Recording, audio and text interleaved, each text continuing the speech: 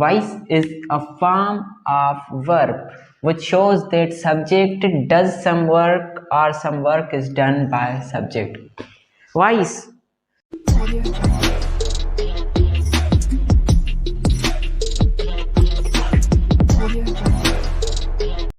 Bismillahirrahmanirrahim. Assalamu alaikum. How are you guys? This is me Zamir Hussain Abbasi once again with all of you people, your English instructor.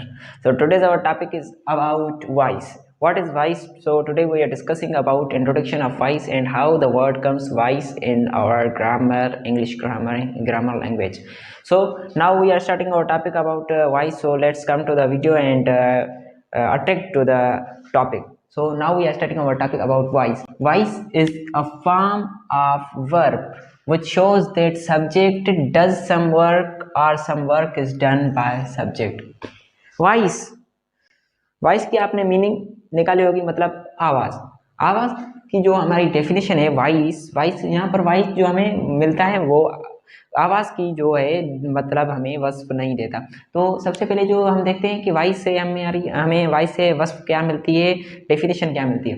Voice is a form of verb. Voice जो है वो असल में हमारा verb का form होता है। Voice एक फॉर्म है वर्ब का जो हमें दिखाता है कि सब्जेक्ट कोई काम कर रहा है और या फिर सब्जेक्ट से कोई काम करवा रहा है, सब्जेक्ट ने या फिर सब्जेक्ट ने किसी का काम किया है, तो उसको हम कहेंगे voice. Like voice is a form of verb shows that some work is done by subject और सब्जेक्ट डज सम वर्क। मतलब सब्जेक्ट कोई काम कर रहा है और कोई काम सब्जेक्ट के जरिए किया गया है, सब्जेक्ट के जरिए हल किया गया है, मतलब फाइल के जरिए हल किया गया है। तो हम आगे बढ़ते हैं। इसके दो टाइप्स होते हैं वॉइस के।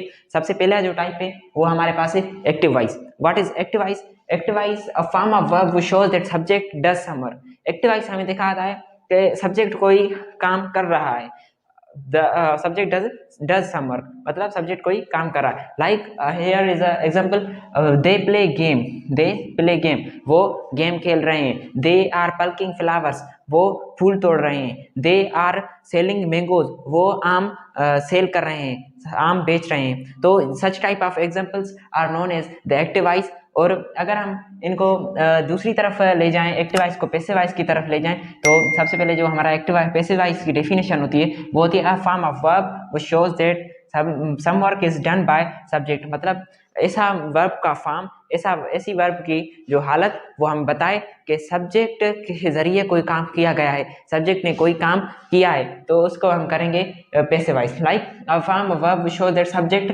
Done some work is done by subject. मतलब कोई भी काम जो है वो हल हुआ है किसके जरिए, सब्जेक्ट के जरिए, तो इसको हम कहेंगे पैसिव वॉइस। और हम देखेंगे कि हमारे जो है एग्जाम्पल्स कैसे होते हैं पैसिव वॉइस के। सबसे पहले हमारा जो एग्जाम्पल है वो है सब game is played bye them, game is played bye them. Like here हमने एक्टिव वॉइस में एग्जाम्पल लिया दे प्ले गेम।